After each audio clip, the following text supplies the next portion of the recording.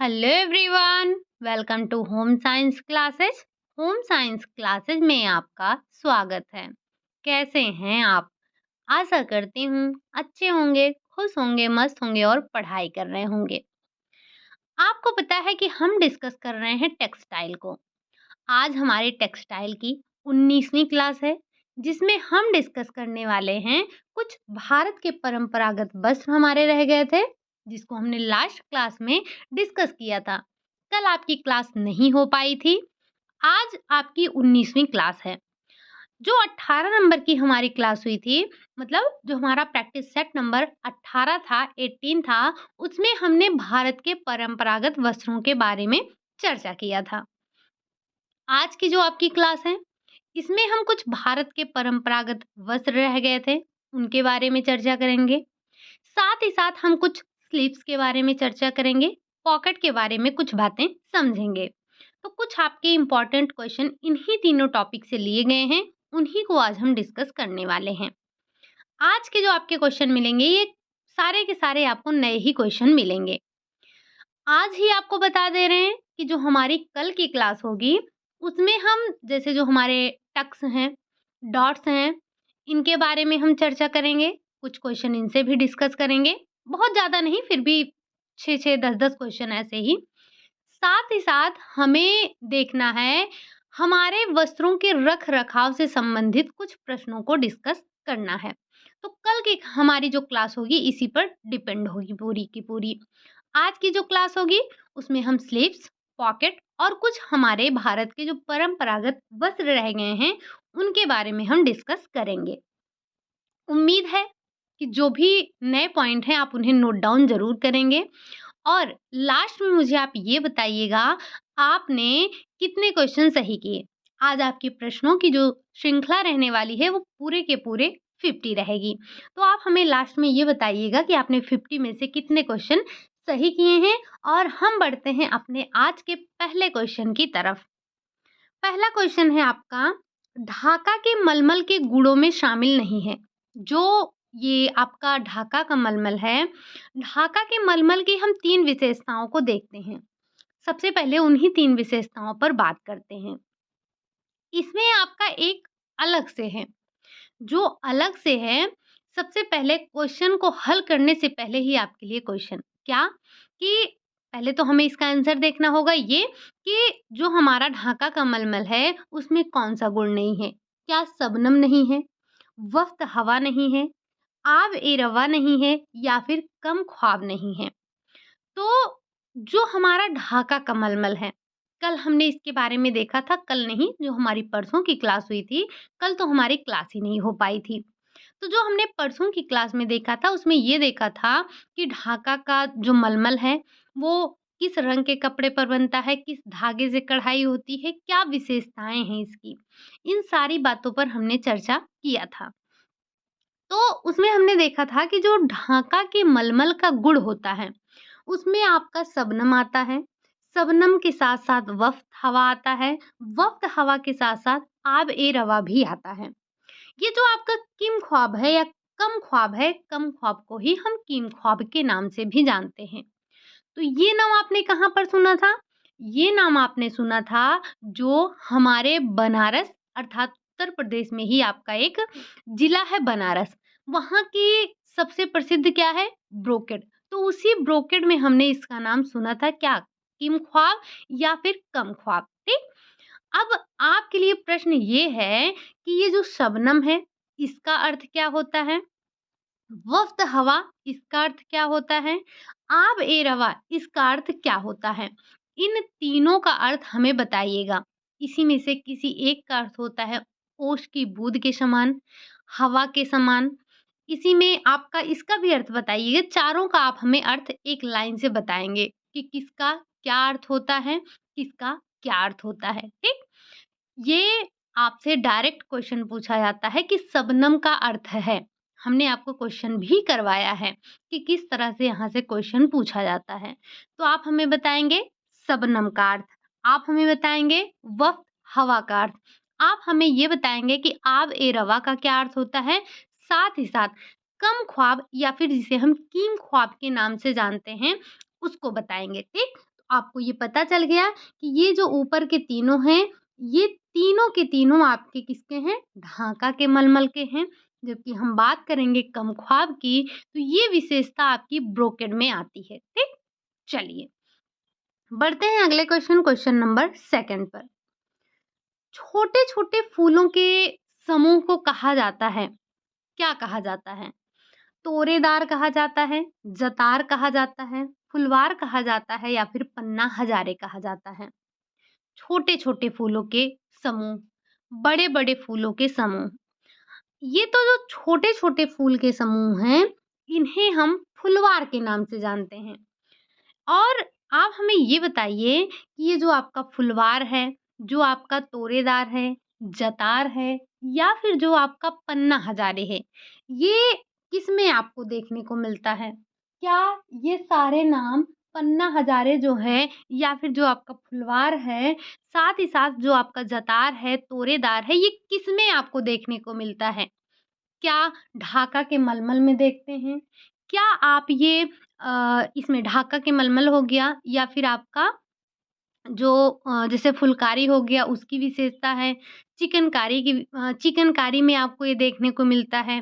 ये एक प्रकार जो आपके जैसे जो कढ़ाई होती है, अलग-अलग होती है। जैसे कल हमने आपको बताया था ये फुलकारी जो है आपकी उसमें आप चोप देखते हैं, शूभर देखते हैं, तिलपात्रा देखते हैं, नीलक देखते हैं। तो ये तो आपके फुलकारी के हो जाते हैं। आपको वैसे बताना है ये तोरेदार, जतार, फुलवार, पन्ना हज़ारे ये सब किसमें आते हैं, ठीक? चलिए, हम बढ़ते हैं अगले क्वेश्चन नंबर 3 की तरफ।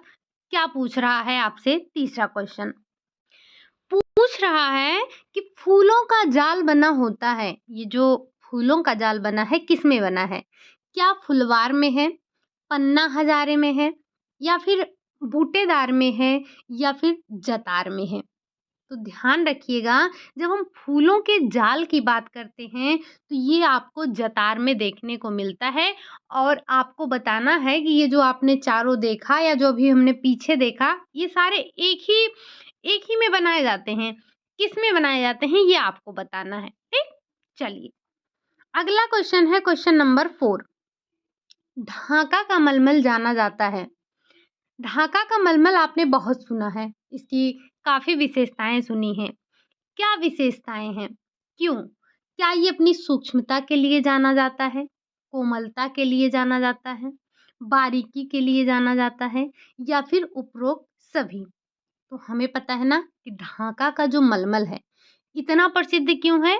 तो अपनी बारीकी, अपनी कोमलता, अपनी सुंदरता, अपनी सूक्ष्मता इन्हीं सब के लिए जाना जाता है, ठीक? अच्छा, एक किंवदंती आपने सुनी होगी, जैसे कि हम पूरे के पूरे थान को अंगूठी के बीच से निकाल देते हैं, माचिस की डिबिया में समा जाता है। तो ये किसकी विशेषता होती है? क्या ये ढाका का मलमल है या कोई और है? अगर जो भी है आप हमें एक बार कमेंट बॉक्स में ज़रूर बताइएगा कि ये जो किंवदंतियाँ हमने आपको बताई, ये किससे संबंधित हैं, ठीक? हम बढ़ते हैं अपने अगले क्वेश्चन नंबर 5 पर। जापान में, अच्छा कल हमने आपको ये भी बताया था, अगर जब हम आपसे कल कह रहे हैं तो इस बात को समझिएगा कि जो आपकी लास्ट क्लास हुई थी उसमें हमने ये बात किया था कि जैसे हम भारत के परंपरागत वस्त्र पढ़ते हैं, भारत के साथ-साथ आपसे जापान के भी काफ़ी परंपरागत वस्त्रों के बारे में पूछा जाता है। तो तकरीबन आपको दसों क्वेश्चन ऐसे मिलने वाले हैं जिसका संबंध आपके जापान से है, तो इसे कहीं न कहीं नोट डाउन करिएगा। जैसे ये क्वेश्चन है, उसी के सामने आप आंसर लिख दीजिएगा बस। तो ये आपका वन लाइनर तैयार हो जाता है और आपको अलग से हमसे वन लाइनर माँगने की ज़रूरत नहीं है, क्योंकि आपने देखा होगा जो हम थियरी की क्लासेस करते हैं, उसमें एक प्रकार से हम वन लाइनर ही डिस्कस करते हैं।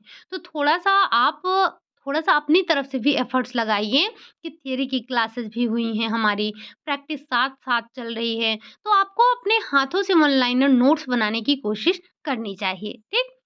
अभी आपको ये बताना है कि जापान में किसी की मृत्यु पर पहने जाने वाला कपड़ा है। मतलब जो जापानी लोग होते हैं, वो मृत्यु के समय कैसा कपड़ा पहनते हैं? हमारे यहाँ क्या प्रथा है? हमारे और आपके यहाँ ये प्रथा है कि जब कोई व्यक्ति मरता है, तो हम सफ़ेद कपड़े पहनते हैं, है ना? तो वैसे ही जापान में किसी की मृत्यु पर कैसा कपड़ा पहना जाता है या कौन-सा कपड़ा पहना जाता है, उसका नाम क्या है? क्या वो युकाटा है, किमोनो है, मोफूक है या फिर इनमें से कोई नहीं? तो थोड़ा-सा आप ध्यान रखेंगे, जो ये मृत्यु के समय जापान में पहने जाने वाला कपड़ा है, उसे हम मोफूक के नाम से जानते हैं। अगर कभी आपसे ये पूछा जाए कि ये जापान का परंपरागत वस्त्र क्या है, तो नाम आप किमोनो ध्यान रखेंगे, ठीक? और ये जो तीनों दिख रहे हैं, ये सारे के सारे आपके जापान के ही वस्त्र हैं। हम अलग-अलग देखते हैं क्या-क्या होता है। अगला क्वेश्चन है आपका, क्वेश्चन नंबर 6। अब नृत्य तो आपने देख लिया।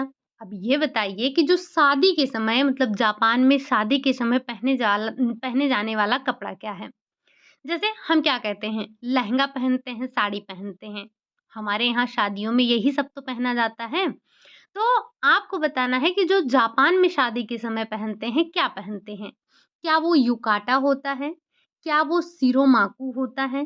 क्या वो किमोनो होता है या फिर इनमें से कोई नहीं? तो जो शादी के समय पहना जाता है, वो हम शिरोमाकु के नाम से जानते हैं। अब थोड़ी-सी मेहनत आप करिएगा और ये जितने भी नाम आपको दिख रहे हैं, एक बार गूगल बाबा के शरण में जाकर ज़रूर देखिएगा, वहाँ से आपको काफ़ी हेल्प मिलने वाली है, ठीक? तो यहाँ पर हम आपको पिक लगाकर नहीं दिखा पाएँगे, आप थोड़ी-सी एफर्ट्स अपने तरफ से करिएगा। एक बार इन नामों को ज़रूर जाकर सर्च करिएगा, इससे आपके दिमाग में एक इमेज बन पाएगी। जैसे अगर हम जब किमोनो की बात करते हैं, किमोनो नाम जब लेते हैं, तो आपके दिमाग में तुरंत इमेज बनता होगा कि किमोनो वस्त्र कैसा होता है। हमने ये देखा भी है, ठीक? तो वैसे ही आप अलग-अलग जो नाम दिए गए हैं, इनको एक बार जाकर ज़रूर देखिएगा, इससे आपको आइडिया लग जाएगा कि क्या पहनते हैं। अब जैसे अगर हम आपसे कहें कि भारत में शादियों में लहंगे पहने जाते हैं, तो ये कुछ सोचना है नहीं, हमें हमारे दिमाग में तुरंत लहंगे का इमेज बन जाता है। अगर बात करते हैं जेंट्स की, तो उसमें नाम आता है क्या? उसमें नाम आ जाता है, जैसे शेरवानी का आ जाता है, कोट पैंट आ जाता है, तो आपके दिमाग में इमेज बन जाती है, ठीक? तो वैसे ही इसको भी हम यहाँ पर शिरोमाकु बोलते हैं। अगला क्वेश्चन है क्वेश्चन नंबर 7। जापान में शादी में पहने जाने वाला जो शिरोमाकु है, वो किस रंग का होता है? हमारे यहाँ लहंगा रेड कलर का पहना जाता है या मैरून कलर का पहना जाता है। तो इनके यहाँ जो शिरोमाकु पहना जाता है, वो किस रंग का होता है? काला होगा, लाल होगा, पीला होगा या फिर सफेद होगा? तो यहाँ पर सफ़ेद रंग के कपड़े पहने जाते हैं, जो आपका सिरेमाकु होता है, जो कि जापानी लोग शादी के समय पहनते हैं, वो सफ़ेद रंग का होता है, ठीक? और हमारे यहाँ सफ़ेद रंग कब पहना जाता है? हमारे यहाँ सफ़ेद रंग किसी की मृत्यु हो जाने पर पहना जाता है, जब अंत्येष्टि वगैरह में लोग जाते हैं, तब क्या करते हैं, सफ़ेद रंग के कपड़े पहनते हैं। और और अगर शादी की बात करें, तो हमारे यहाँ रेड या मैरून पहनते हैं, ठीक? चलिए, हमारे यहाँ शादियों में काला रंग और सफ़ेद रंग, ये दोनों ही अशुभ माने जाते हैं। आपने देखा होगा कि अगर शादी हो रही है, तो हम केवल सफ़ेद कपड़ा किसी को नहीं देते हैं, ठीक? चलिए, अगला क्वेश्चन है क्वेश्चन नंबर 8। हकमा है। हकमा भी आपका एक जापानी वस्त्र है। अब ये क्या होता है? क्या मज़दूरों के द्वारा पहने जाने वाला वस्त्र है? पुरुषों के द्वारा पहने जाने वाला है या फिर बच्चों के द्वारा पहने जाने वाला कपड़ा है या फिर इनमें से कोई नहीं? तो ये जो हकमा होता है, हकमा पुरुषों के द्वारा पहने जाने वाला वस्त्र होता है, ठीक? अगला क्वेश्चन है, जैसे यहाँ पर पुरुषों के लिए अलग है, महिलाओं के लिए अलग है, बच्चों के लिए अलग नाम है, ठीक? चलिए, अगला क्वेश्चन है क्वेश्चन नंबर 9। जापान में नृत्य के समय पहने जाने वाला वस्त्र है, क्या है? शिरोमाकु है, मोफूक है, युकाटा है, सुसोहिकी है या फिर आपको बताना है, ये इन्हीं चारों में से बताना है। तो जो जापान में नृत्य करते समय वस्त्र पहना जाता है उसे हम शुसो हिकी के नाम से जानते हैं। ठीक? किस नाम से जानते हैं? उसे हम शुसो हिकी के नाम से जानते हैं। बढ़ते हैं अगले क्वेश्चन नंबर 10 की तरफ। ये जो जापान में मज़दूर लोग होते हैं, ये अपने पैरों में कुछ पहनते हैं, उसे हम क्या कहते हैं? क्या टेबी है, हकमा है, जानसी है या फिर इनमें से कोई नहीं? हकमा अभी-अभी आपने देखा कि पुरुषों के द्वारा पहने जाने वाला वस्त्र है। जानसी ये बच्चों के द्वारा पहने जाने वाला वस्त्र है या बच्चों के वस्त्र को हम जो लड़कियां होती हैं, बच्चों में भी जो लड़कियां हैं, बालिकाएं हैं, वो पहनती हैं जानसी को। बच्चा क्या? बच्चा आपका टेबी। तो ये जो टेबी होता है, ये मजदूरों के द्वारा पैरों में पहने जाने वाला एक प्रकार का, ऐसे हम कह सकते हैं, जूता टाइप का होता है। ठीक? तो ये क्या है टेबी? टेबी जापान में मजदूरों के द्वारा पैरों में पहना जाता है। ठीक? अगला क्वेश्चन है क्वेश्चन नंबर 11। यहाँ पर कुछ आपको फैशन साइकिल से भी क्वेश्चन मिल जाएंगे। फैशन साइकिल का पहला चरण क्या है? फैशन साइकिल के कितने चरण हैं? 5 चरण हैं। 4 आपको यहाँ पर दिया है, 5वां आपको बताना है। पहला क्या है? क्या राइज होना है, पीक है या फिर इंट्रोडक्शन है या फिर डिक्लाइन है? तो आपको पता है ना कि जब हम बात करते हैं फैशन चक्र की, तो ये क्या होता है इसमें? इसमें अगर हम बनाएँ तो इसका ग्राफ कैसे बनेगा? सबसे पहले क्या होगा? इंट्रोडक्शन होगा, फिर इसका राइज़ होगा, राइज़ के बाद एक टाइम पर ये पीक पर पहुँचेगा, उसके बाद ये डिक्लाइन शुरू होगा और लास्ट में ये रिजेक्शन हो जाएगा।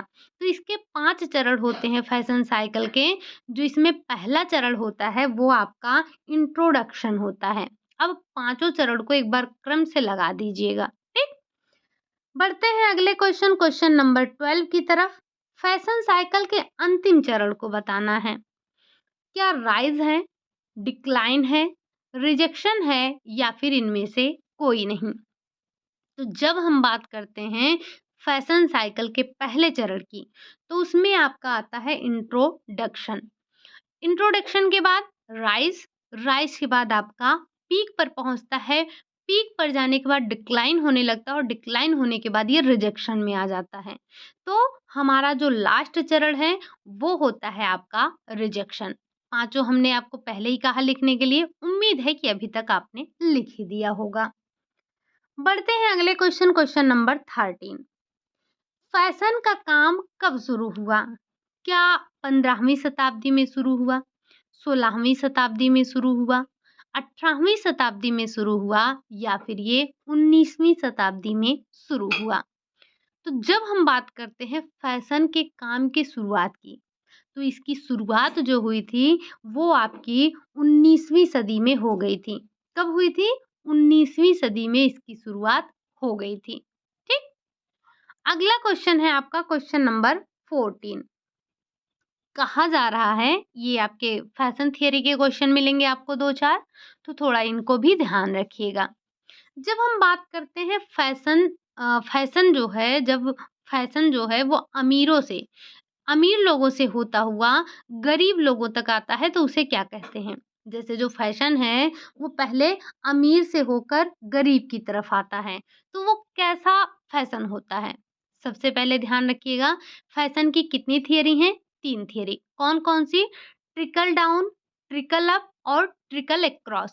तो जब फैशन थियरी, तीनों को यहीं पर समझिएगा। जैसे जो आपकी जो फैशन थियरी है, जब अमीरों से होता हुआ ये गरीबों तक आता है, तो इसे हम ट्रिकल डाउन थियरी के नाम से जानते हैं।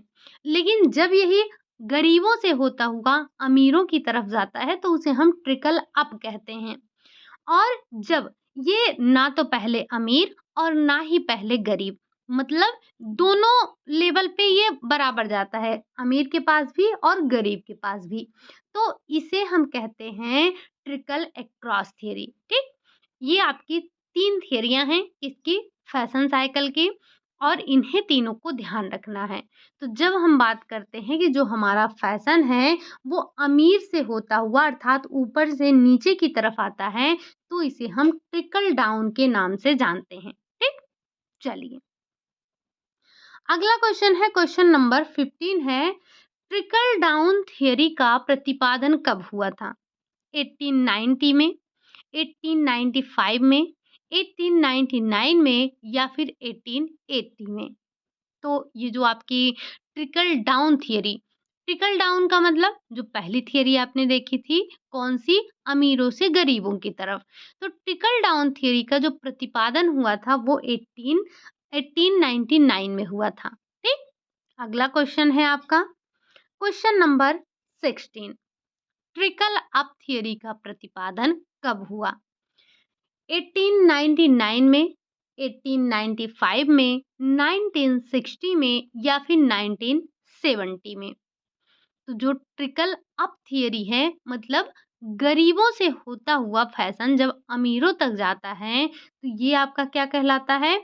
ये आपका ट्रिकल अप थियरी के नाम से जाना जाता है और इसका प्रतिपादन हुआ था 1970 में। ठीक। कब हुआ था? 1970 में हुआ था। अगला क्वेश्चन है, क्वेश्चन नंबर 17, ये जो ट्रिकल डाउन थियरी है, ट्रिकल डाउन थियरी का प्रतिपादन किसके द्वारा किया गया था? क्या रॉबिन्सन ने किया था, किंग के द्वारा किया गया, वेवलिन के द्वारा किया गया या फिर इनमें से कोई नहीं? ट्रिकल डाउन थियरी किसने प्रतिपादित किया? तो इसका प्रतिपादन वेवलिन के द्वारा किया गया था। नाम तीनों ध्यान रखिएगा, अभी आगे भी मिलेगा। अगला क्वेश्चन है, क्वेश्चन नंबर 18 है, ट्रिकल अक्रॉस थ्योरी। जो हमने आपको बताया था कि ना जो फैशन है वो ना तो अमीरों से गरीबों तक आ रहा है और ना ही गरीबों से अमीरों तक आ रहा है। जब फैशन दोनों के पास समान रूप से पहुंचता है, मतलब अमीर तबके के पास भी और गरीब वर्ग के पास भी, जब फैशन ये वाला फैशन जब दोनों के पास पहुंच जाता है एक ही साथ, तो वो आपका ट्रिकल क्रॉस थ्योरी के नाम से जाना जाता है। और इसका प्रतिपादन किसने किया? किंग और रॉबिन्सन ने, वेवलिन ने, ऑस्कर ने या फिर इनमें से कोई नहीं? तो ये किया गया था आपका किंग और रॉबिन्सन के द्वारा किया गया था। ठीक। नाम थोड़ा सा आप ध्यान रखेंगे। अगला क्वेश्चन है, क्वेश्चन नंबर, अच्छा ये तीनों के कोई एक एक उदाहरण आप हमें दे दीजिए। फैशन की राजधानी कहा जाता है, हम किसको फैशन की राजधानी कहते हैं? अमेरिका को, भारत को, चीन को या फिर पेरिस को? तो फैशन की राजधानी के नाम से जो आपका ये पेरिस है, पेरिस जाना जाता है। ठीक। अगला क्वेश्चन है, क्वेश्चन नंबर 20 है, हिमाचल प्रदेश के लोग ज्यादातर कैसे कपड़े पहनते हैं? सूती पहनते हैं, ऊनी पहनते हैं, रेशमी पहनते हैं या फिर इनमें से कोई नहीं? जब हम बात करते हैं किसकी? हिमाचल प्रदेश की, तो हिमाचल प्रदेश के लोगों के द्वारा ज़्यादातर ऊनी कपड़े पहने जाते हैं।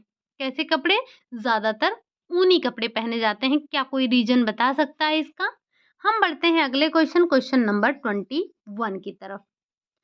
पानु भाजो, ये जो पानु भाजो है ये कोई खाने वाली चीज़ नहीं है।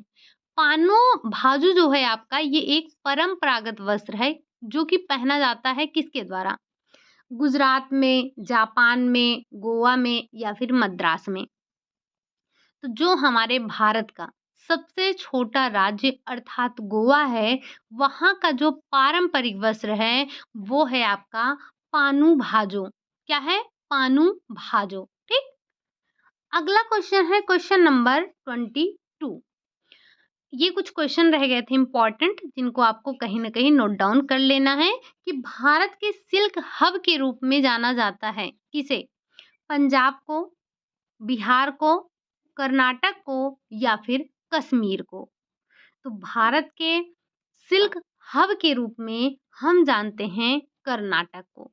क्या कर्नाटक का कोई परंपरागत वस्त्र है? अगर है तो क्या है? बताइएगा। हम बढ़ते हैं अगले क्वेश्चन, क्वेश्चन नंबर 23।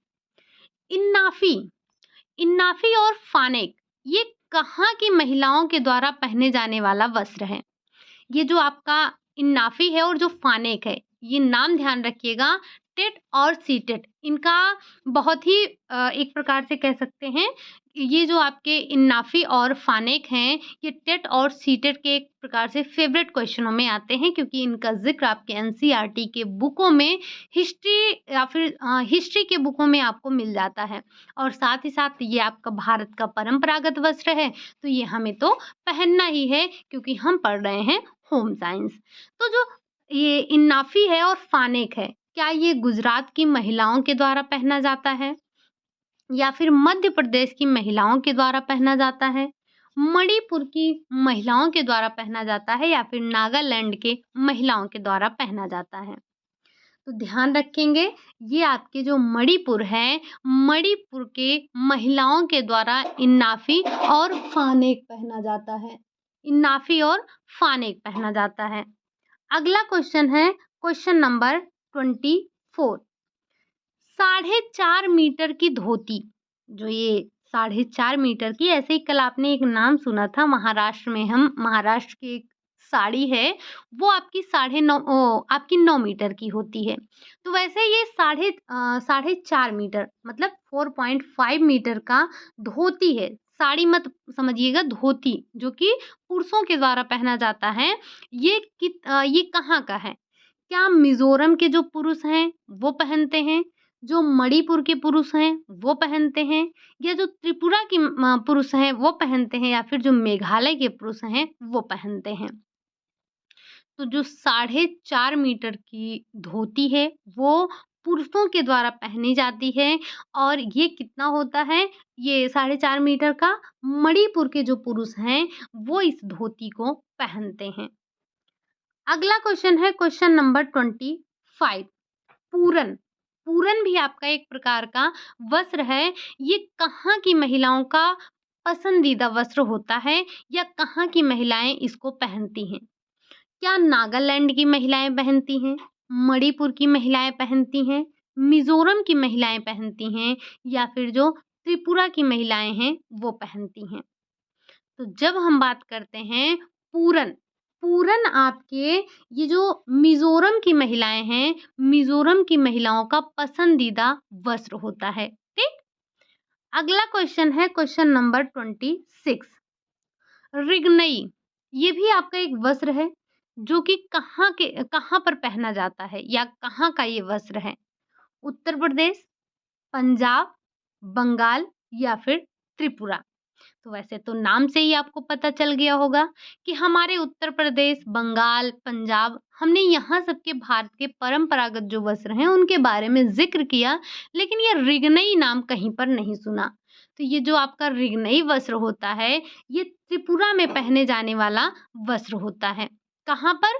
त्रिपुरा में पहने जाने वाला वस्त्र होता है। ठीक? बढ़ते हैं अगले क्वेश्चन नंबर 27 पर। कहा जा रहा है ससमीरा, जिसका फुल फॉर्म मैंने पहले ही लिख दिया है। इसकी स्थापना कब हुई?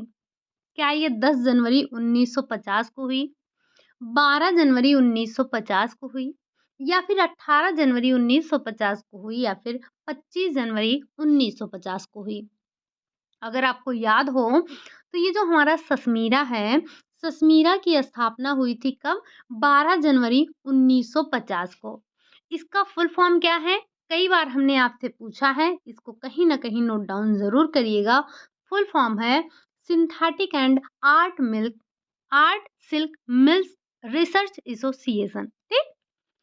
अगला क्वेश्चन है क्वेश्चन नंबर 28। नाम है इजरा, कई बार पूछा है। फुल फॉर्म इसका, स्थापना बताना है आपको कब हुई। हुई तो कोलकाता में हुई, बट हुई कब? 1920 में, 1930 में, 1937 में, या फिर 1940 में? तो ये जो आपका इजरा है, इजरा का संबंध किससे है? जूट से है। स्थापना कब हुई? 1937 को। कहाँ पर हुई? कोलकाता में हुई। और इजरा का फुल फॉर्म क्या है? तो इजरा का फुल फॉर्म नोट करिएगा, Indian jute industries research association. ठीक। अगर आपसे कभी इजरा का फुल फॉर्म पूछा जाए, ससमीरा का पूछा जाए, तो ध्यान रखिएगा ये सारे क्वेश्चन आपसे पूछे जाते हैं। साथ ही साथ हमें इसे नोट डाउन कर लेना है। अगला क्वेश्चन है, क्वेश्चन नंबर 29 है। WRA का इसका फुल फॉर्म नीचे ही दिया गया है, वुल रिसर्च एसोसिएशन है। इसकी स्थापना कब हुई? क्या 1920 में मुंबई में हुई, 1963 में मुंबई में हुई, या फिर 1920 में कोलकाता में हुई, या फिर 1960 में दिल्ली में हुई?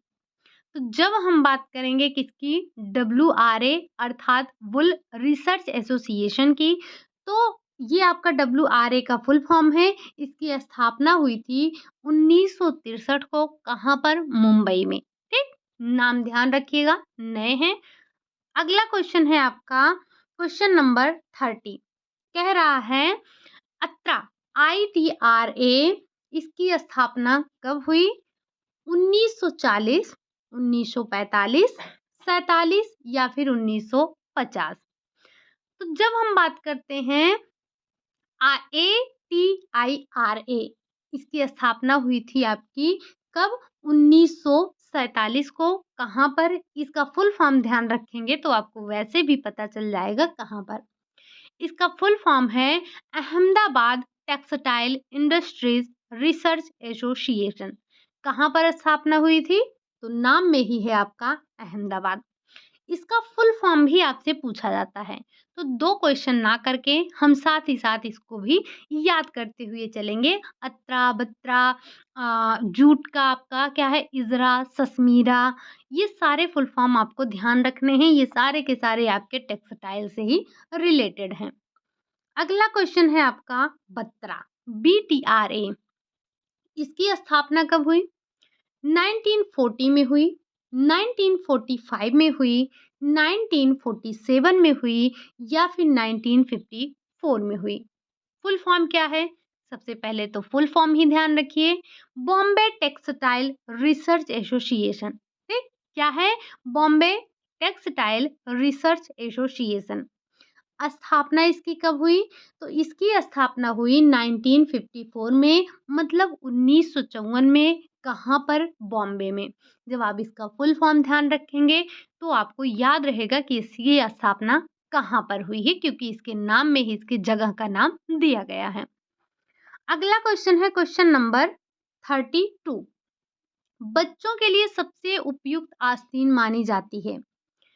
क्या रेगलॉन आस्तीन है, किमोनो है, ट्यूलिप है, या फिर इनमें से कोई नहीं?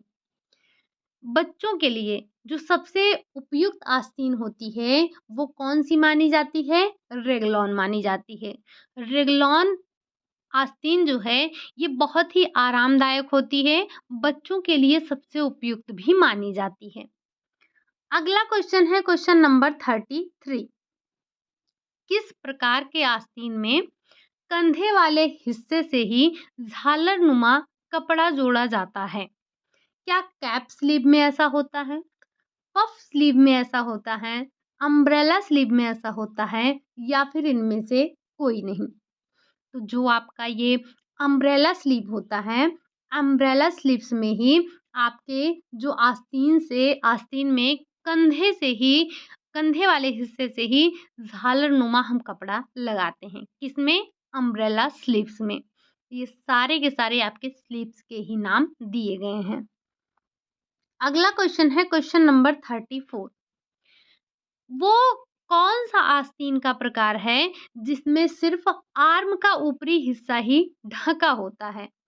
क्या किमोनो में ऐसा होता है, क्या रेगलॉन में ऐसा होता है, क्या आपका कैप में ऐसा होता है, या फिर इनमें से कोई नहीं? कैप का मतलब क्या होता है?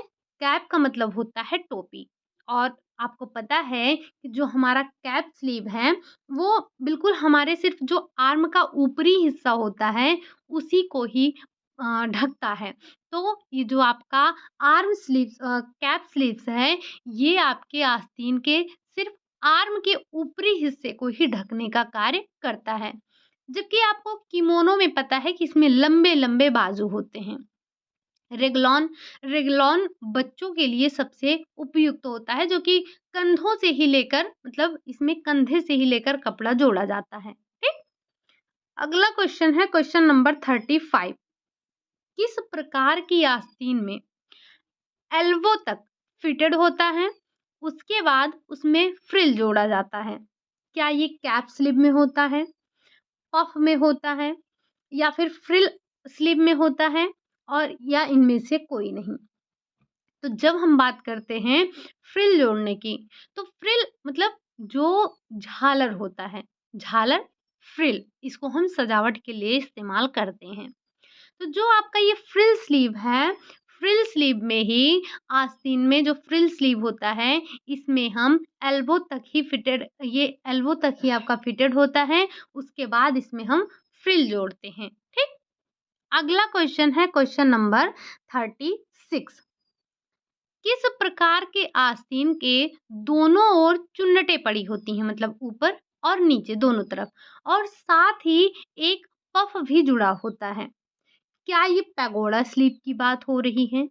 क्या ये या फिर ये आपके फ्रिल स्लीप की बात हो रही है? या ये लेग ऑफ मटन की बात हो रही है? या फिर इनमें से कोई नहीं? सबसे पहले ध्यान रखेंगे, जो आपका ये दोनों तरफ चुन्नटें आपको देखने को मिलता है और साथ ही एक पफ भी आपको देखने को मिलता है, वो तो आपको देखने को मिलता है लेग ऑफ मटन में। लेग ऑफ मटन ये आपकी एक आस्तीन का प्रकार है। ये लेग ऑफ मटन, आप ये मत समझिएगा कि उस मटन की बात हो रही है खाने की। ये आपके एक कपड़े की आस्तीन होती है जिसका नाम है लेग ऑफ मटन। और होता क्या है, तो इसमें दोनों तरफ आपको चुन्नट देखने को मिलता है, लेकिन इसमें एक तरफ क्या होता है, पफ बना होता है। तो ये आपका लेग ऑफ मटन की विशेषता है। जब हम बात करते हैं फ्रिल स्लीव की, तो फ्रिल स्लीव में आपने अभी-अभी देखा था कि हम क्या लगाते हैं, फ्रिल जोड़ते हैं। ये जो आपका पैगोडा स्लीव है, ये भी आपका एक स्लीव का ही प्रकार है और ये आपके फ्रिल स्लीव के तरह ही होता है। फिर आप कहेंगे क्या मतलब हुआ जब फ्रिल स्लीव की तरह है? तो जो आपका पैगोडा स्लीव है, इसमें हम 3 झालर लगाते हैं। जैसे आपने देखा होगा ये बाजू है, ठीक? तो इसमें एक फ्रिल यहाँ है, फिर उसी के बाद एक फ्रिल और है, एक फ्रिल और है। मतलब हम 3 झालर लगाते हैं, तो वो आपका पैगोडा स्लीव हो जाता है, ठीक? अगला क्वेश्चन है क्वेश्चन नंबर 37। क्वेश्चन नंबर 37 क्या कह रहा है आपका? कह रहा है, किस प्रकार का आस्तीन, वो कौन-सा आस्तीन का प्रकार है जो 2 ओवरलैप किए हुए कपड़े से बनाया जाता है? अच्छा, जब हम आस्तीन की बात कर रहे हैं और 2 ओवरलैप की बात कर रहे हैं, तो क्या आपको कोई ऐसा कॉलर के बारे में याद आ रहा है कि हमने कोई 2 ओवरलैप करते हुए कॉलर के बारे में पढ़ा था? वो कौन-सा है? अगर आपको याद आ रहा है तो ज़रूर बताइएगा। हम बात कर रहे हैं आस्तीन की, जो कि ओवरलैप करके बनाया जाता है, मतलब एक कपड़े के ऊपर दूसरा कपड़ा लगाकर बनाया जाता है। क्या ये ट्यूलिप है?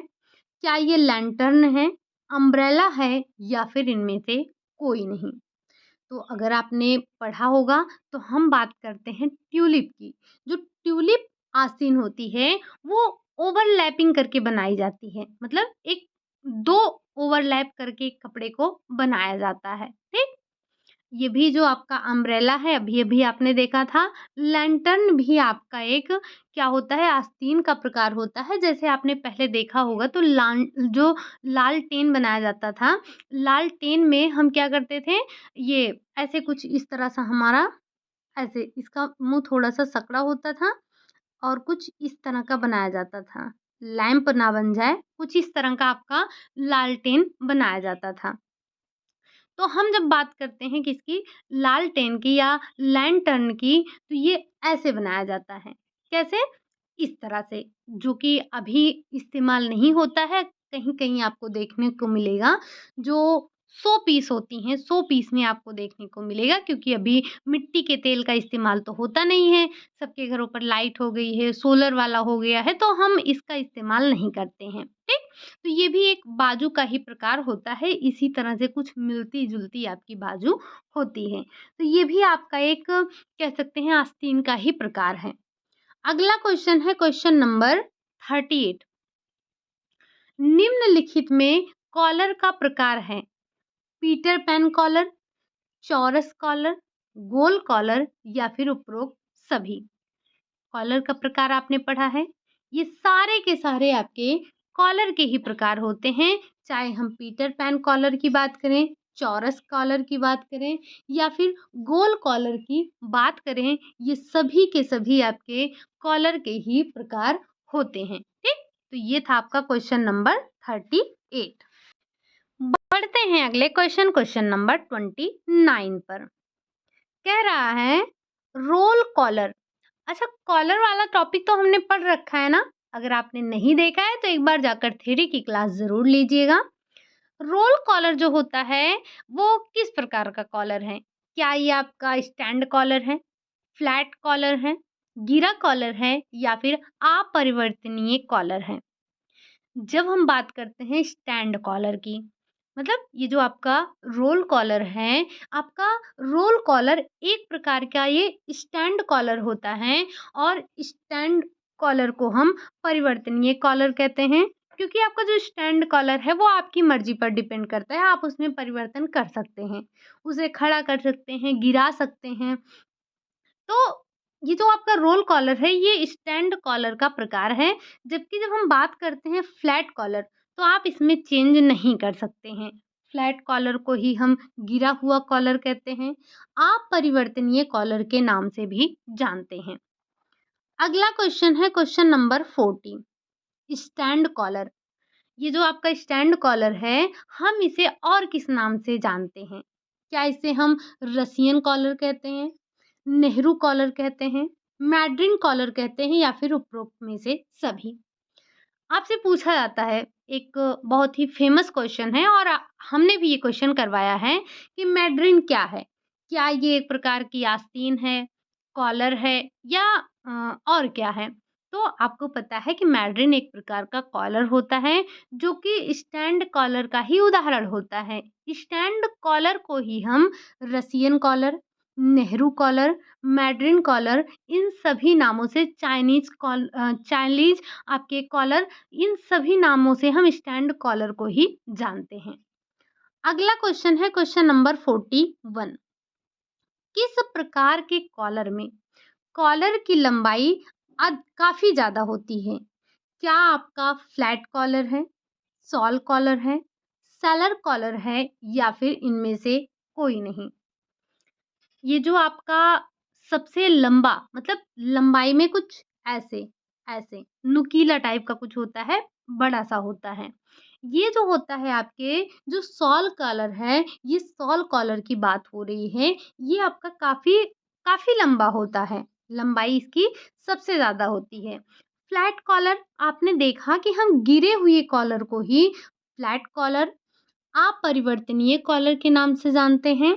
और ये आपका जो सबसे, ये जो सॉल कॉलर है ये आपका सबसे बड़ा होता है, कुछ इस तरह से नुकीला होता है। जब हम सेलर कॉलर की बात करते हैं तो ये आपका कुछ इस तरह का होता है, कुछ इस तरह का होता है और आप में से काफी लोग ऐसा कॉलर पहनते भी होंगे। ठीक, तो ये था आपका क्या, ये था आपका सॉल कॉलर। हम बढ़ते हैं अगले क्वेश्चन, क्वेश्चन नंबर 42। परिवर्तनीय कॉलर का उदाहरण है, क्या हाफ लैपल कॉलर है, चाइनीज कॉलर है, लैपल कॉलर है या फिर उपरोक्त सभी? अच्छा, जब हमने बात की परिवर्तनीय कॉलर, परिवर्तनीय कॉलर के नाम से या परिवर्तनीय कॉलर हम किसे कहते हैं?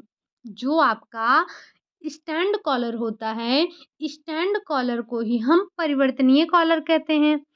और ये जो आपका हाफ लेपल कॉलर हुआ या फिर आपका लेपल कॉलर हुआ, अभी अभी हमने आपको बताया था Chinese collar, mandarin collar, Nehru collar, ये सभी के सभी आपके कैसे होते हैं? स्टैंड कॉलर के उदाहरण होते हैं। और आपने अभी अभी सुना था स्टैंड कॉलर को ही हम परिवर्तनीय कॉलर के नाम से जानते हैं। ठीक, तो ये आपके उपरोक्त सभी जो हैं, तीनों नाम, तीनों के साथ-साथ जो अभी आपने इससे पहले 2-3 नाम सुने थे, कौन-कौन से? नेहरू कॉलर था, इसी के साथ-साथ आपका चाइनीज़ तो अभी-अभी आपने देखा, मैड्रिन कॉलर, ये सब आपके परिवर्तनीय या फिर स्टैंड कॉलर के उदाहरण हैं। ठीक? चलिए, अगला क्वेश्चन है क्वेश्चन नंबर 43। अभी पॉकेट से संबंधित कुछ क्वेश्चन को कर लेते हैं। और इससे पहले भी अगर आपने क्लासेस देखी होगी तो हमने करवा दिया था पॉकेट, कॉलर, स्लीव्स, इन सब से काफ़ी क्वेश्चन हमने पहले भी डिस्कस कर रखे हैं। जब हम बात करते हैं पॉकेट, अच्छा, आप लोग अपने वस्त्रों में या अपने कपड़ों में पॉकेट क्यों लगवाते हैं? हमारा मेन पर्पस क्या होता है? क्या सामान को रखने का, विविधता लाने का, सजावट के लिए या फिर उपरोक्त सभी? तो यहाँ पर 2-3 पॉइंट और हैं, उन्हें नोट डाउन करिएगा। हालाँकि हमने अपनी थ्योरी की क्लास में शायद डिस्कस किया है। तो जब हम बात करते हैं वस्त्र में पॉकेट लगाने की, तो हमारा पर्पस क्या होता है? सबसे पहला पर्पस तो यही होता है कि हम अपने सामानों को रख सकें। जैसे हमारे वॉलेट हो गए, हमारे फ़ोन वगैरह हो गए, या जो भी हमारे छोटे-मोटे सामान हैं, हम उनकी सुरक्षा कर सकें, हम उनको रख सकें। साथ ही साथ जब हमें अपने कपड़ों में विविधता लाना होता है, मतलब ये जो आपके पॉकेट होते हैं, ये हमारे कपड़ों में विविधता लाने का कार्य करते हैं। हम सजावट के लिए भी करते हैं कि हम अपने कपड़ों में सजावट ला सकें।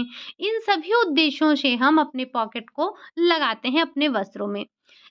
साथ-साथ एक चीज़ और ध्यान रखिएगा, कभी-कभी हम कमियों को छुपाने के लिए भी क्या करते हैं, पॉकेट लगा लेते हैं। जैसे मान लीजिए आपका कोई नया-नया कपड़ा है और आपने क्या किया, तो वहीं कहीं पर चोट लग गई, चोट कहीं मतलब कपड़े में चोट नहीं, मतलब जैसे कहीं पे खरोंच आ गया, हमारा कपड़ा कट गया, या आप इस्त्री कर रहे थे तो थोड़ा-सा आपका कपड़ा जल गया, या आप कुछ कर रहे थे, थोड़ी-सी कैंची ही लग गई, तो थोड़ा-सा आपके कपड़े में कट लग गया।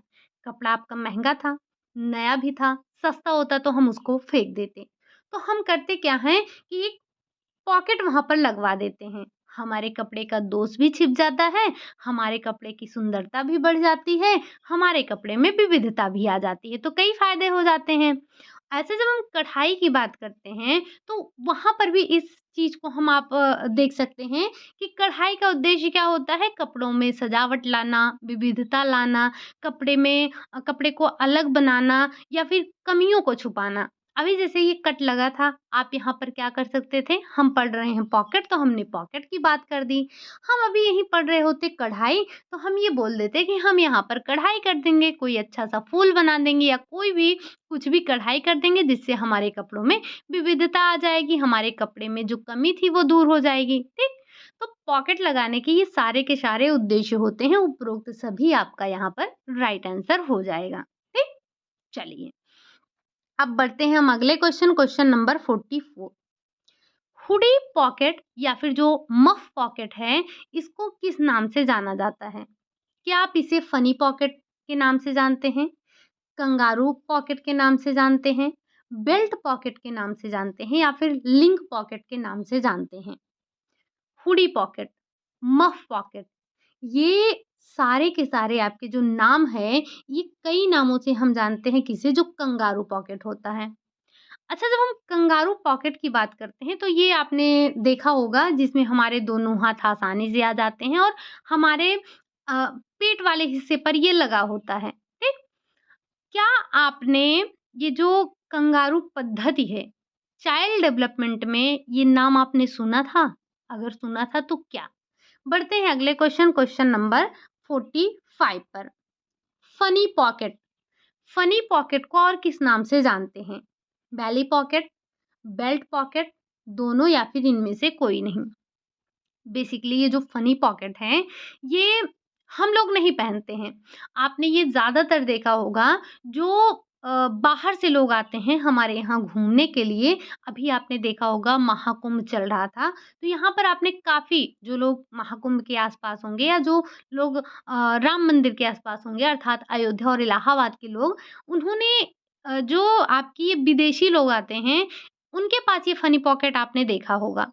ये होता क्या है कि जैसे जो हम और आप बेल्ट पहनते हैं, ये बेल्ट में फिट होने वाला या सेट करके हम इस जो है पॉकेट को लगाते हैं, उसी बेल्ट में ही इसको हम लगा लेते हैं। तो ये आपका वैली पॉकेट के नाम से भी जाना जाता है, बेल्ट पॉकेट के नाम से भी जाना जाता है। तो हम इसको फनी पॉकेट कहते हैं और ये दोनों इसके उदाहरण मतलब अलग नाम है या अन्य नाम भी इसके हैं। उपरोक्त दोनों आपका राइट हो जाएगा, ठीक? अभी आपके थोड़ा और बेल्ट के क्वेश्चन 4-6 करवाने थे पॉकेट के, बेल्ट के नहीं, पॉकेट के। तो इसीलिए आज आपके क्वेश्चनों की जो संख्या है वो 5 और बढ़ा दी गई है, ताकि जो हमारा पॉकेट का टॉपिक है वो समाप्त हो सके, ठीक? जिससे कल हम नए टॉपिक पर बात कर सकें, मतलब कि टक्स हो गए, डॉट्स हो गए, साथ ही साथ हमारे वस्त्रों के रख-रखाव से संबंधित कुछ प्रश्न हैं, हम उनको डिस्कस कर सकें। अगला क्वेश्चन है क्वेश्चन नंबर 46। किस प्रकार के पॉकेट को अलग कपड़े के टुकड़े से तैयार करके मुख्य कपड़े के ऊपर जोड़ दिया जाता है? क्या ये बेल्ट पॉकेट है? क्या ये वेल्ट पॉकेट है? पैच पॉकेट है या फिर इनमें से कोई नहीं? बेल्ट पॉकेट अभी आपने देखा, जो वही फनी पॉकेट है जिसकी बात हमने की, वो है। बेल्ट पॉकेट ये आपका अलग पॉकेट है। जब हम बात करते हैं हमारा जो कपड़ा है, मुख्य कपड़े पर अलग से एक कपड़े का टुकड़ा जोड़कर हम जब पॉकेट बनाते हैं, तो वो हमारा पैच पॉकेट कहलाता है। और ये सामान्यतः आपने देखा होगा, जो शर्ट होता है, शर्ट पे या जो जीन्स वगैरह होती हैं उन पर लगाया जाता है, कुछ इस तरह का ये बनता है, ठीक? अब इसमें भी थोड़ा अलग-अलग बनता है, जैसे कुछ ऐसे बन गया, थोड़ी बहुत डिज़ाइन चेंज हो गई। कहने का मतलब, जो आपका पॉकेट लगा है, ये कपड़े पर अलग से ले जाकर सिल दिया जाता है बस। अगर आपने पॉकेट की क्लास ली होगी तो हमने आपको फिगर भी दिखाया था। बढ़ते हैं अगले question, question number 47। Safe pocket के नाम से जाना जाता है। मतलब इनमें से जो 3 आपको नाम दिए गए हैं, patch pocket, flap pocket, funny pocket या फिर उपरोक्त सभी, इसमें से कोई एक ऐसा है जो कि आपका सबसे सुरक्षित होता है। क्या ये पैच पॉकेट है, फ्लैप है या फिर फनी है? तो ये जो आपका फ्लैप पॉकेट है, ये भी आपके पैच पॉकेट के ही समान होता है। फ़र्क क्या होता है? जब पैच पॉकेट के समान है तो हम इसे फ्लैप पॉकेट क्यों कह रहे हैं? क्योंकि ये होता तो हमारे पैच पॉकेट की तरह ही है, लेकिन यहाँ ऊपर ना इसमें एक, मतलब ऐसे ढक्कन टाइप का लगा होता है और यहाँ पर एक बटन लगी होती है जिसे लाकर हम बंद कर देते हैं, तो जो हमारा सामान होता है वो गिरता नहीं है।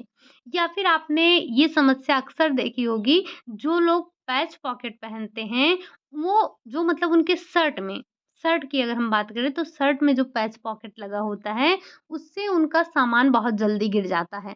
मतलब वो सामान रखे हैं, थोड़ा-सा झुके, उनका सामान क्या हुआ, गिर गया। तो कभी-कभी इंसान से काफ़ी भारी नुकसान हो जाता है। जो सेफ पॉकेट होता है, वो आपका पैच पॉकेट के ही समान होता है, बस उसमें आपका एक बटन लगा होता है बंद करने के लिए। जैसे हमारे पर्सों में होता है, उठाकर लाकर हम बंद कर देते हैं, वैसे ही ये आपका बटन लगा होता है, तो हम उसको बंद कर देते हैं, हमारा सामान नहीं गिरता है। इसीलिए हम इसको सेफ पॉकेट के नाम से जानते हैं और ये किसकी तरह होता है? पैच पॉकेट की तरह होता है, ठीक? चलिए, अगला क्वेश्चन है क्वेश्चन नंबर 48। किस प्रकार के पॉकेट को कमर पर बेल्ट के साथ सेट करके पहना जाता है? क्या इसे बताने की आवश्यकता है? अभी-अभी हमने आपको इसको बताया था, आपको समझ में तो आ ही गया होगा। क्या ये लिंक पॉकेट है? क्या ये आपका फनी पॉकेट है? वेल्ट पॉकेट है या फिर ये आपका पैच पॉकेट है? ये जो आपका फनी पॉकेट है, यही आपका क्या होता है, बेल्ट के साथ में कमर पर सेट करके पहना जाता है और देखने में थोड़ा-सा फनी सा लगता है।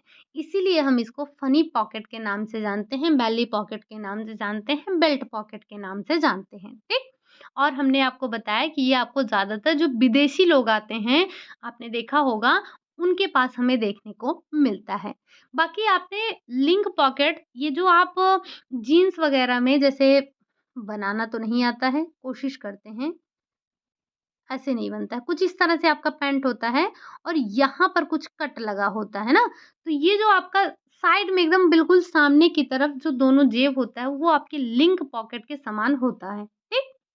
चलिए, अगला क्वेश्चन, क्वेश्चन नंबर 49। कहा जा रहा है, क्वेश्चन नंबर 49 में पूछा जा रहा है, किस प्रकार के पॉकेट में थैली नीचे की तरफ होती है और ऊपर सिर्फ पाइपिंग ही दिखती है? कई बार आपने ऐसा देखा होगा कि जो हमारा कपड़ा होता है, उसमें आपको जेब नहीं दिखती है। जेब अंदर होती है, ऊपर सिर्फ़ कुछ इस तरह से आपको ऐसे ही लाइन सी दिखती है, ठीक? और इसी इसी में हाथ डाल के हम अपने जेब में पहुँच जाते हैं, अर्थात अपने हाथ को जेब में पहुँचा देते हैं, हम कैसे जाएँगे? तो ये जो आपका थैलीनुमा पॉकेट होता है, जिसमें आपको सिर्फ़ पाइपिंग दिखाई देती है, कौन-सी है? फ़नी पॉकेट है, लिंक पॉकेट है, कट पॉकेट है या फिर इनमें से कोई नहीं? तो ये जो आपका पाइपिंग वाला है, ये आपका कौन-सा होता है? तो ये आपका कट पॉकेट होता है। कट पॉकेट में आपने ज़्यादातर ये कोट वग़ैरह में देखा होगा। कोट वग़ैरह में यही वाला लगाया जाता है, उसमें पैच पॉकेट का काम नहीं होता है। तो उसमें सिर्फ़ आपको ऐसे ही पाइपिंग दिखती है आगे से और उसके बाद जो है आपको जेब अंदर की तरफ से लगा होता है, ठीक? बाकी लिंक पॉकेट में आपको आगे की तरफ दिखता है, हाँ, यहाँ जेब है। आपने देखा होगा जीन्स वगैरह आप भी पहनते होंगे, तो आपने देखा होगा, ठीक? तो ये जो कट पॉकेट होता है इसमें सिर्फ़ और सिर्फ़ आपको ऐसे ही पाइपिंग ही दिखाई देती है। चलिए, बढ़ते हैं अगले क्वेश्चन और आज के आपके लास्ट क्वेश्चन की तरफ क्वेश्चन नंबर 50 निम्नलिखित में पैच पॉकेट के समान दिखाई देने वाला पॉकेट है, कौन-सा? फ़नी पॉकेट है, लिंक पॉकेट है, फ्लैप पॉकेट है या फिर ये सभी? ये तीनों पॉकेट आप सुन चुके हैं और इन तीनों पॉकेट के बारे में हमने यहीं पर अपने इसी क्लास में ही चर्चा किया। तो क्या आप हमें बताएँगे कि पैच पॉकेट किस पॉकेट से मिलता-जुलता है? सबसे पहले तो आपको ये पता होना चाहिए ना कि ये जो पैच पॉकेट है क्या? अरे वही जो हम मुख्य कपड़े पर अलग से ले जाकर एक कपड़ा जोड़ रहे थे, एक टुकड़ा जोड़ रहे थे और बना रहे थे आपका पॉकेट। अब आपने फ़नी पॉकेट में तो देख लिया कि हम बेल्ट पे इसको सेट करके कमर में पहने जाने वाला क्या होता है, बेल्ट होता है, ठीक?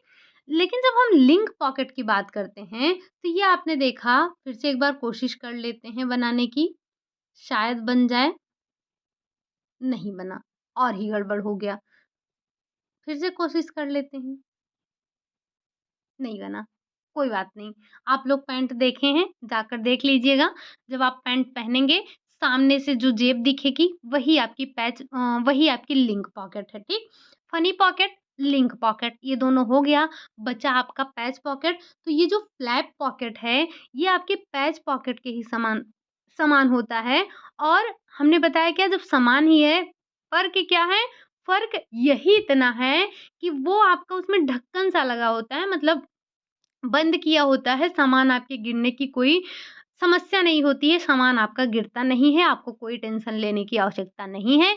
इसीलिए हम इसको सेफ पॉकेट के नाम से भी जानते हैं, ठीक? उम्मीद है कि ये आपने जितने आज टॉपिक देखे, चाहे जो हमारे भारत के परंपरागत वस्त्र थे, हालाँकि हमने आपको नाम बताया था 2 ही 3 कई चीज़ों को हमने डिस्कस किया, जैसे 4-6 क्वेश्चन आपके परंपरागत वस्त्रों से थे। फिर हमने देखा कुछ हमारे फैशन थियरी से थे, फैशन साइकिल से कुछ क्वेश्चन हमने उठाए थे। साथ ही साथ हमने स्लीव्स के टॉपिक को डिस्कस किया और पॉकेट के टॉपिक को भी डिस्कस किया। तो उम्मीद है कि ये चारों पाँचों टॉपिक आपको समझ में आए होंगे क्योंकि बहुत ज़्यादा क्वेश्चन यहाँ से नहीं बनते हैं, बहुत बड़ी आपकी टॉपिक नहीं है। तो हमने कुछ जो हमारे अच्छा, कभी अगर आपसे पूछा जाए कि पॉकेट कितने प्रकार का होता है, तो हम बता नहीं सकते हैं कि पॉकेट कितने प्रकार का होता है, क्योंकि ये कई प्रकार के होते हैं और भी आपके पॉकेट हैं। अच्छा और एक चीज़ और ध्यान रखिएगा जब हम बात करते हैं कि हमें किस तरह के वस्त्र पहनने चाहिए, तो ये जो पॉकेट होते हैं, ये भी आपके जो शारीरिक रचना है उसके अनुसार पहने जाते हैं। जैसे जब आप बड़े पॉकेट का इस्तेमाल करते हैं, तो ये आपको छोटा दिखाने का काम करते हैं, ठीक? और जैसे आपने कॉलर पे पढ़ा है और रंग में पढ़ा है, डिज़ाइन में पढ़ा है कि हमें अगर हमारी लंबाई कम है, तो हमें किस लाइन के कपड़े पहनने चाहिए, अगर हमारी लंबाई कम है तो हमें एक ही रंग के कपड़े पहनने चाहिए, ये सारी चीज़ें आप सभी ने देख रखी हैं।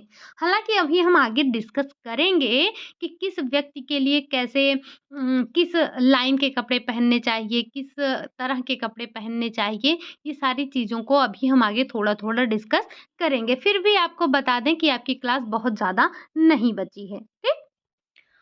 फिर भी आपके अभी 2-4 क्लासेस तो होनी ही हैं, जिसमें हमें कुछ अभी एनसीईआरटी बेस्ड जो आपकी बुक है, उसमें से अभी हमने क्वेश्चन नहीं करवाया है, तो देखेंगे अभी 3-4 क्लासेस आपकी होंगी, ठीक? तो ये आज का टॉपिक उम्मीद है कि आपको समझ में आया होगा। काफ़ी कुछ आपको नया मिला है, तो आपने उसे सीखा होगा, कहीं न कहीं नोट डाउन भी किया होगा, ठीक? आप में से जो लोग अभी तक टेलीग्राम नहीं जॉइन किए हैं, तो वो जॉइन कर सकते हैं, लिंक आपको डिस्क्रिप्शन में ही मिल जाएगा। बाकी वहाँ पर क्विज़ होती है आपकी 5 पीएम पर, तो आप वहाँ से अपनी तैयारी को और भी मज़बूत बना सकते हैं। आज के लिए हम यही इतना रखेंगे, मिलते हैं नेक्स्ट क्लास में, तब तक के लिए खुश रहिए, मस्त रहिए और रिवीजन करते रहिए। Bye bye, take care.